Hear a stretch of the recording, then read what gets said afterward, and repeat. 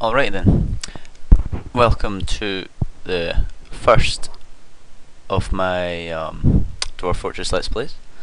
I am Fire Mission Alpha, also known as for Samurai, but my YouTube name is Fire Mission Alpha. So, Dwarf Fortress. For those of you that haven't played Dwarf Fortress before, it encompasses 3 different and distinct modes. You have Dwarf Fortress mode, which is it's like SimCity, but with fortresses, and it's completely different from SimCity. But it's like a Civ Manager game, very wacky Civ Manager game. There's also Adventure mode, which is what I shall be let's playing in this part.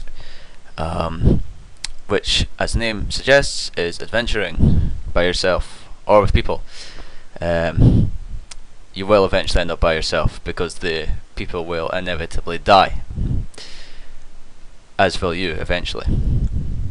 And you have Legends mode, which is a full and in-depth reading and list of your world upon making it, which I shall do just shortly. All of its history for you to read through at your leisure. So this is Chapter 2, Dwarf Fortress, Slaves to Armok. There was Armok 1 and there's Armok 2, which I believe is Dwarf Fortress. And it's version 0.31.14. Now the reason I don't sound very happy at the moment is because the last recording I did, 1, failed dramatically because Dwarf Fortress crashed on World Gen. This is a recent version. It hasn't. Toadie, also known as Tarn Adams, who made the game along with his brother, as you can see just there, hasn't quite got the world generation fixed properly, I think. Yep. So, create new world, shall we? Oh yeah, and my microphone didn't work properly in the last one. Always a good thing. Right. So in the last failed recording, we'll call it the failed recording.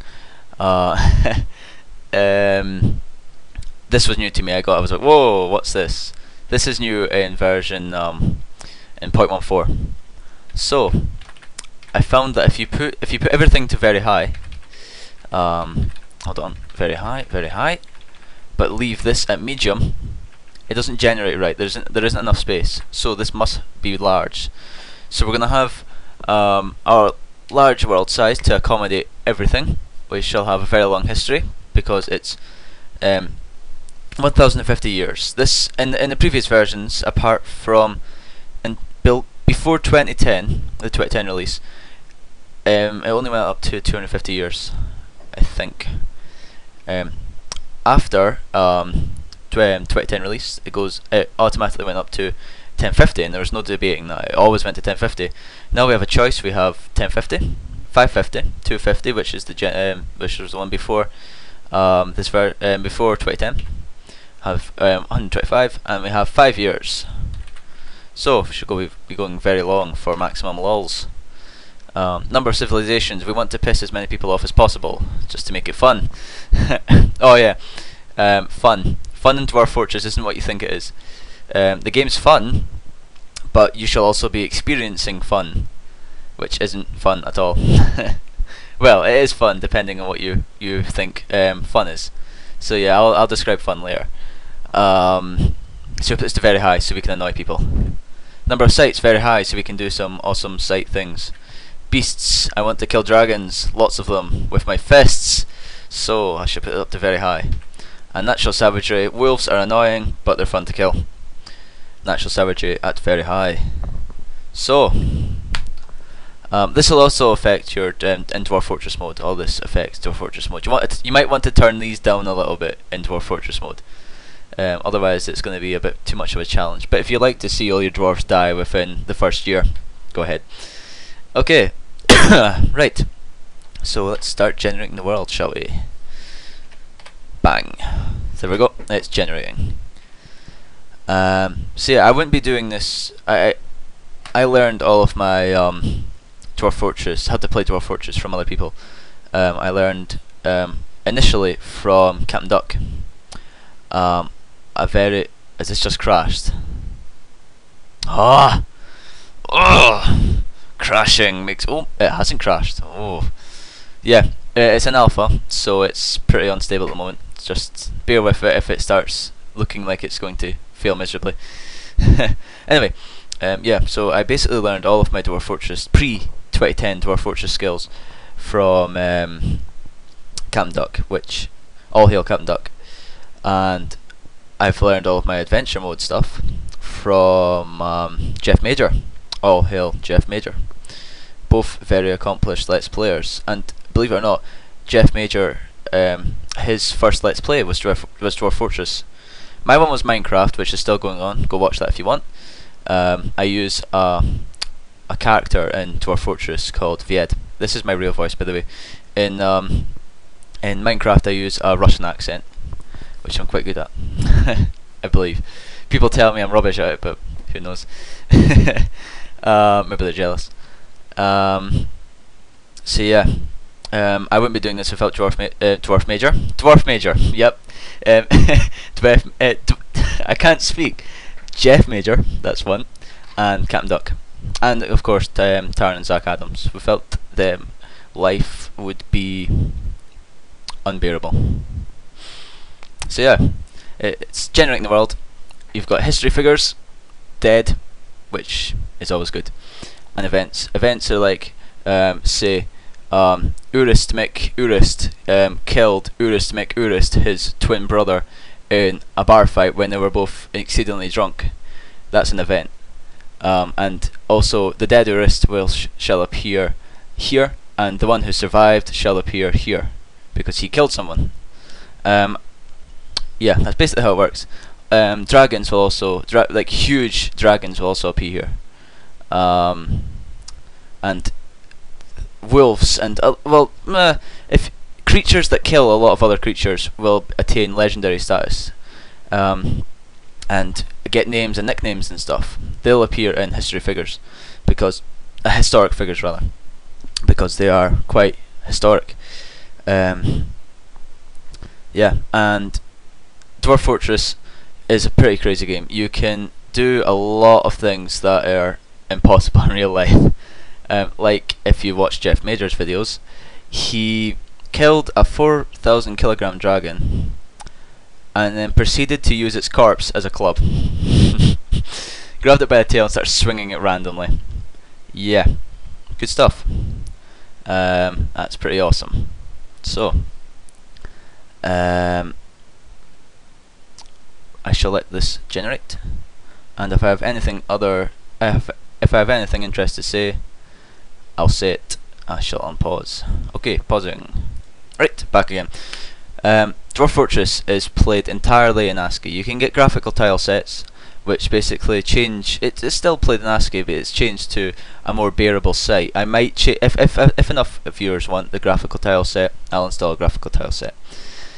But yeah, Dwarf Fortress played in ASCII, and people like me with, I say that lightly, with good imaginations.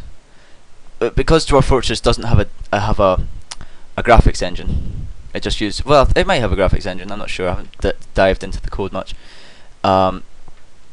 Your brain, your own imagination is the graphics engine. So however imaginative you are, depends. It shows Dwarf Fortress in your head. It's, because it's all tile based, it's all ASCII based, which is fun. It's really fun because you can do insane stuff like hitting people with a 400 kilogram dragon corpse. Yeah, insane. And I hope Dwarf Fortress stays like that, because that's how it's best. Insane. So I'm just going to let this generate, and I shall be back when it's fully generated to make our character. Aha, I seem to have found a volcano. This right there, that may be a volcano. I'm not sure. But all the blue is definitely water. And the green, like this thing, these things here, that's all heavily forested. Oh no, that is definitely a volcanic hotspot. That has to be a volcanic hotspot. Same with that. That might be open lava. I'm not sure. I don't really read them much. That's a sea or a very large pond. Also, if you're in Dwarf Fortress mode, all seas are hard to settle by, but they do have merfolk, which if you manage to trap and kill them, or if they manage to kill themselves, which they often do, they beach themselves, go and hack them to pieces, sell their bones. It's worth a lot. There's been a project on the forums, I can't remember what it's called, but people were designing a contraption that could capture merfolk and make them mass reproduce, so they could sell all of their bones. Not a bad idea, but I think it worked. I haven't finished reading that yet, but it'd be pretty interesting if it did work.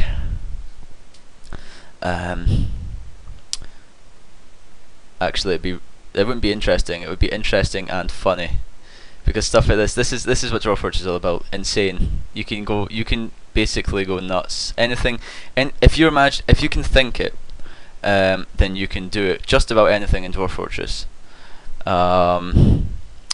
Like, if you want to pillage a town, go and pillage the town. If you want to run suicidally into a goblin fortress, do that. You probably won't come out like it. You will experience fun.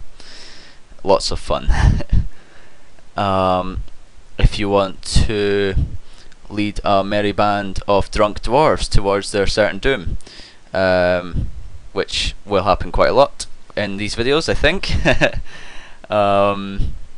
you can do that. That will be the main focus, by the way. Oh yeah, speaking of parties, if people want a dwarf or whoever adventurer named after them, I'll do that. I'll name you after.